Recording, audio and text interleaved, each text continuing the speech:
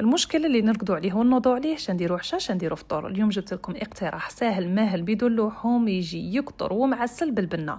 على بالي باللي كون ديروا غادي يولي لكم يدبن بطريقه بزاف شابه وسهله، وما نكثروش المواعين، غادي نديروا غير في طاجين واحد نديروا فيه كل شيء على بركه الله. بسم الله. ما تنسونيش بهذاك الجيم تاعكم، حطي لي قلب اسفل الفيديو، وهذا فضلا وليس امرا. السلام عليكم ورحمه الله، واللهم صل وسلم على رسول الله. نبداو على بركه الله في وصفتنا. في طاجين ولا في قدره ديري شويه تاع الماء يغلي حتى اللي يغلي لك، ومع شويه تاع الزيت عفوا.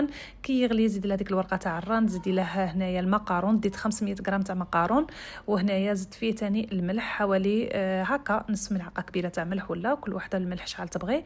حركي المقارون تاعك خليه يغلي، صا ديبون كل وحده كيفاش تبغي. كاين اللي تبغيه يكون طايب بزاف، كاين تبغيه شويه، انت واش ما تبغي.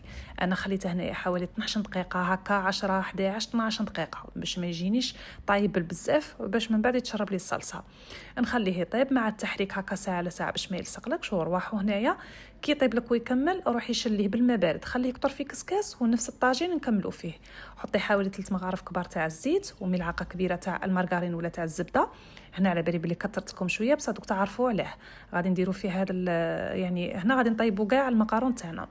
من بعد هنا كانت عندي حبه بصل، كنت باين نقطعها ونوجدها لكم. عاود قلت لنا نوري لكم باللي ما غاديش نقطعها في الاشواغ ولا كل شيء، ما غاديش نكثروا مواعين. حبيبه تاع بصل تكون متوسطه كيما هكا، كيما بغيتي. تبغي ترابيها، تبغي ديري لها كيما هكا خطوط بالعكس وبالطول وبالعرض هكا بالعكس، وتقطعي بالخضمي كيما بغيتي. المهم انا باش ما نديرش مواعين بزاف، كل شيء خدمته بيدي كيما راكم تشوفوا. هنايا نكمل ديك الحبيبه المتوسطه، وزدت معاها فص تاع ثوم هنايا تاني يكون كبير شويه، باسكو درت هنايا كميه ما شاء الله. هذا الطاجين عمرته. هنايا نحط الفص تاع الثوم ثاني غادي نبشره، وكل شيء هنايا نزيد نتبل واحد التوابل خفيفه فقط، ونحط كل شيء على النار.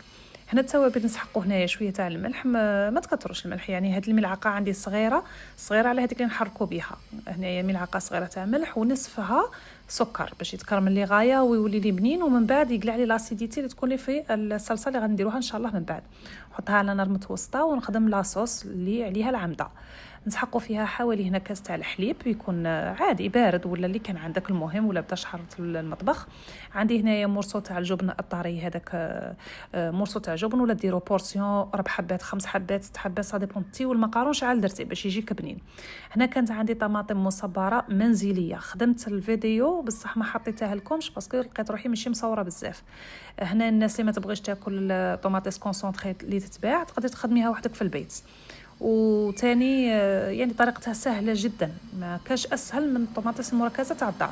انا كنت درتها في كونجيلاتور كما شفتوا، قطعت منها شويه. تقدروا ديروا نتوما ملعقه كبيره تاع طماطم المصبره، تزيدوا معاها اعشاب عطريه. درتها انا اعشاب بروفونس ولا لي زيغ دو بروفونس. تقدروا ديروا شويه تاع زعتره، تقدروا ديروا غير المعدنوس لما عندكمش. زدت هنايا توابل الدجاج، ودرت معاها الفلفل الكحل اللي هو الحرور، وزدت معاها شويه تاع الملح باسكو راهي صامته. كلشي هنايا بالبرا ميكسور تميكسو هنايا غايه كلشي مع بعضه باش تولي لكم واحد الصلصه.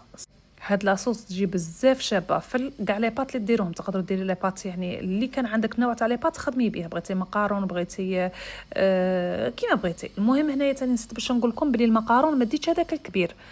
دائما انا نخدم بالكود نيميرو 4، هذاك يجيني الحجم تاعه، ما يجي باسل كبير بزاف، ما يجي صغير بالبزاف، هذا يجي متوسط. هنايا بعد اللي كل شيء هكا ضربته ولا طحنته بالبراميكسر، شوفوا لي هنايا راه ثقيل. كما تعرفوا المقارون بروحها ثقيل، اللي قلنا نخفوه بحاجه اللي قل الصلصه تاعها تكون خفيفه. سما هنايا اللي قلنا نزيد له شويه تاع الحليب، راني نزيد له هنا شويه تاع الحليب مام باش نرجع الصلصه تاعي هذه بحجم يكون شويه كبير باش يقدني في هذاك المقارون. المهم هنا نعاود نميكسي كل شيء كيما هكا باش نخلط الحليب الجديد اللي درته مع هذيك الصلصه. كيما راكم تشوفوا خففتها، وروحوا مباشره هذيك البصله اللي تكون تكرملت لي شويه. هنا النتيجه تاعها شوفوا كيفاش كنت مغطيه عليها باش ما تنحرقليش. هنا سمحوا لي كي كنت نكب في الصلصه ما بينت لكمش، حسبت روحي نصور ما كنتش نصور. المهم هنا حطيتها كامله كما راكم تشوفوا، نحركها مع داك البصل المكرمل شويه باش ما تلصقليش. خليها غير ترفد الغليه، غير رفدت الغليه باسكو راه فيها الفرماج كلشي ما طيبوهاش، غير بدات تبقبق. تروحي هنايا تجيبي المقارون تاعك اللي قلت لكم تشلوه بالماء بارد وتخلوه يكطر. هنايا شللته وخليته يكطر، سما فيه به ما غاديش تطولي ولا هذا يا ربي تدي لك هنايا 20 دقيقه تكوني موجده كل شيء. من بعد هنا تحطي كميه تاع مقارون، وللصراحه انا علاش درت كاع 500 غرام باش ندير ان شاء الله تاني سلطه المقارون. ولادي يموتوا عليها سلطه تاع المقارون اللي ديجا راني مشاركه لكم بها، وباذن الله نعاود نشارككم بها فيها هي غدوه هي يعني كي نديرها. يعني المهم هاد الايامات نسمى اليوم كلاو المقارون ما نزيدش نديرها لهم غدوه، تسمى ما غد ولا غنديرها هذا في زعما قابصه هكا تاع زداج ونبلع عليها وندخلها في الفريجيدير ما عليه والو، راه طايب غير بالملح.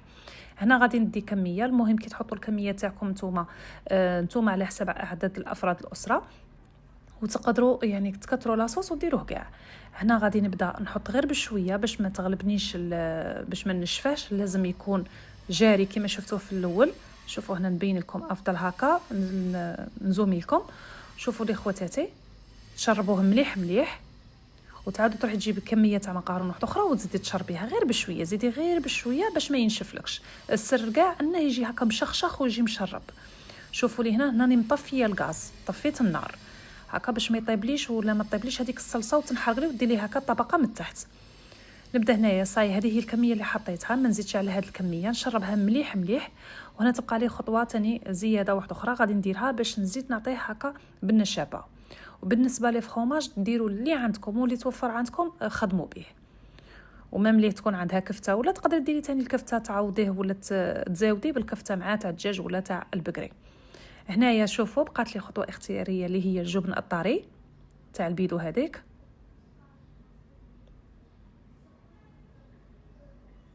حطيت هكا حوالي 2 مغارف كبار، وهنا نخلطهم. وكان واجد تحطوا له رشه من الفوقه تاع قزبر ومعدنوس، ماشي غير المعدنوس وحده، ديري المعدنوس هو الكونتيتي الكبيره، ديري كيما نقولوا حنا 3 عراش تاع معدنوس، زيدي معاها عرش واحد تاع قزبر وقطعيهم في رحبه وحطيهم من الفوقه، يعطوك بنه هكا بزاف شابه وتحسي باللي ديفيرونس في المقارون تاعك، ما يجيكش نورمال البنه اللي هذيك اللي موالفينها. لا راني دايره ديجا اعشاب بروفونس وغادي نزيد غير رشه من الفوقه قلت لكم تاع قزبر ومعدنوس. هنايا هذا هو التقديم تاعها، ان شاء الله تجربوه اليوم للعشاء ولا غدوه ان شاء الله للفطور.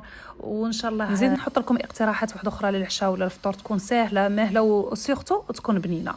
ان شاء الله نقول لكم استودعكم الرحمن الذي احبكم فيه. وقبل هذا قبل ما ننسى نتمنى منكم الاشتراك عندي في الانستغرام اللي نفس عنوان القناه لاكي شانيل كويزين.